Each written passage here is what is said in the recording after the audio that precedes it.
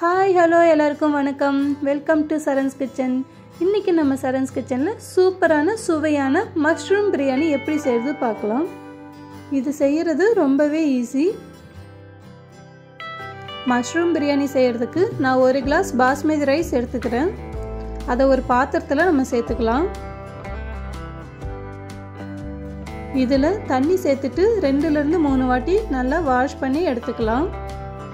அரிசி கழுவின தண்ணியை நம்ம கீழே ஊற்றாமல் அது செடியில் ஊற்றணும் அப்படின்னா செடி சூப்பராக வளர்ந்து வரும். அரிசியை நல்லா கழுவுனதுக்கு அப்புறமா நான் 1 கிளாஸ் அரிசிக்கு 1.5 கிளாஸ் அளவுக்கு தண்ணி சேர்த்துக்கிறேன். இந்த மாதிரி தண்ணி சேர்த்துட்டு 1 மணி நேரம் ஊற வச்சதுக்கு அப்புறமா நம்ம பிரியாணி செஞ்சோன்னா பிரியாணி சூப்பராக வரும்.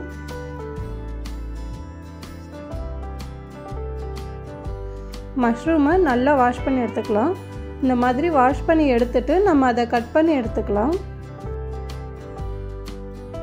மஷ்ரூம் கிரேவி செய்ய தேவையான பொருட்கள்: கட் பண்ணி வச்சிருக்க மஷ்ரூம், நீல வாக்கில் கட் பண்ண பெரிய வெங்காயம் 1, நீல வாக்கில் கட் பண்ண தக்காளி 1, இஞ்சி பூண்டு விழுது, பெருஞ்சீரகம், மிளகாய்த்தூள், மல்லித்தூள், கரம் மசாலா, உப்பு, பட்டை 2, ஏலக்காய் 3, கிராம்பு 2, கடற்பாசி, தயிர் இதெல்லாமே எடுத்து வச்சிருக்கேன்.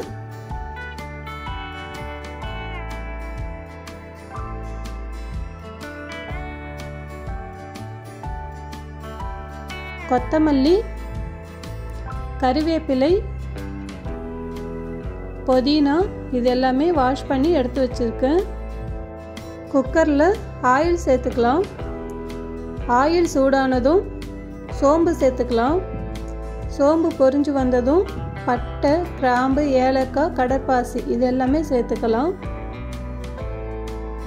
இதில் நீல வாக்கில் கட் பண்ணி வச்சுருக்க வெங்காயம் சேர்த்துக்கலாம். வெங்காயம் சேர்த்துட்டு வதக்கி எடுத்துடலாம். வெங்காயம் வதங்கினதுக்கு அப்புறமா நம்ம நீல வாக்கில் கட் பண்ணி வச்சுருக்க தக்காளி சேர்த்துக்கலாம். தக்காளியை சேர்த்துட்டு நல்லா வதக்கி எடுத்துடலாம்.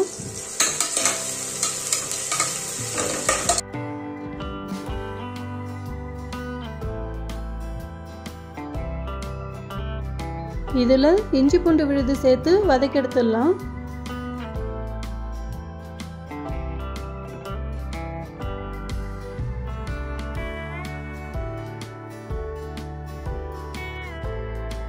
இதில் மிளகாய்த்தூள், மல்லித்தூள்,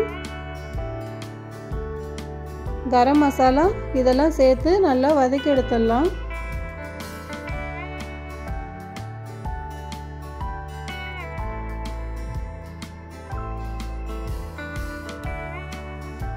இது கூட நம்ம வாஷ் பண்ணி எடுத்து வச்சிருக்க கொத்தமல்லி, புதினா, கறிவேப்பிலை இதெல்லாம் சேர்த்து நம்ம வதக்கி எடுத்துடலாம். இதெல்லாம் சேர்த்து செய்யும்போது மஷ்ரூம் பிரியாணியோட டேஸ்ட்டு ரொம்பவே நல்லா இருக்கும். இதில் நாம் கட் பண்ணி வச்சுருக்க மஷ்ரூம் சேர்த்துக்கலாம். மஷ்ரூம் சேர்த்துட்டு நல்லா வதக்கி எடுத்துடலாம்.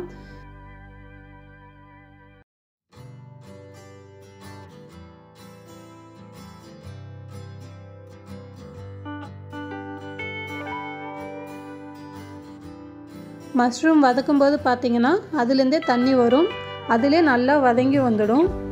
மஷ்ரூம் நல்லா வதக்கினதுக்கு அப்புறமா கொஞ்சமாக நாம் தயிர் சேர்த்துக்கலாம். அப்போ டேஸ்ட் இன்னும் நல்லாயிருக்கும்.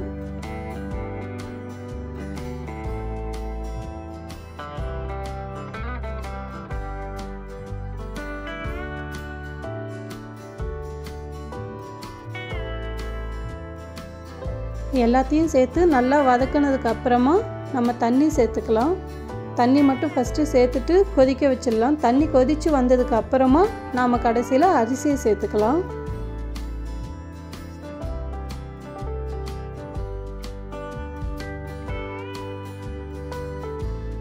இதில் தேவையான அளவுக்கு உப்பு சேர்த்துட்டு கலந்து விட்டுடலாம். தண்ணி நல்லா கொதித்து வந்துடுச்சு. இதில் நாம் அரிசியை சேர்த்துக்கலாம். அரிசியை சேர்த்துட்டு நல்லா கலந்து விட்டுடலாம்.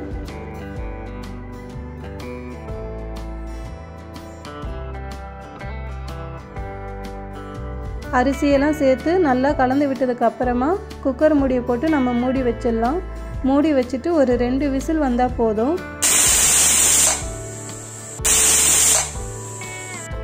விசிலெல்லாம் வந்துடுச்சு. விசில் வந்ததுக்கப்புறமா ஸ்டீமெல்லாம் கொஞ்சம் ஆறணும். ஆறினதுக்கப்புறமா நம்ம ஓப்பன் பண்ணி பார்த்தோம்னா பிரியாணி சூப்பராக வந்திருக்கும்.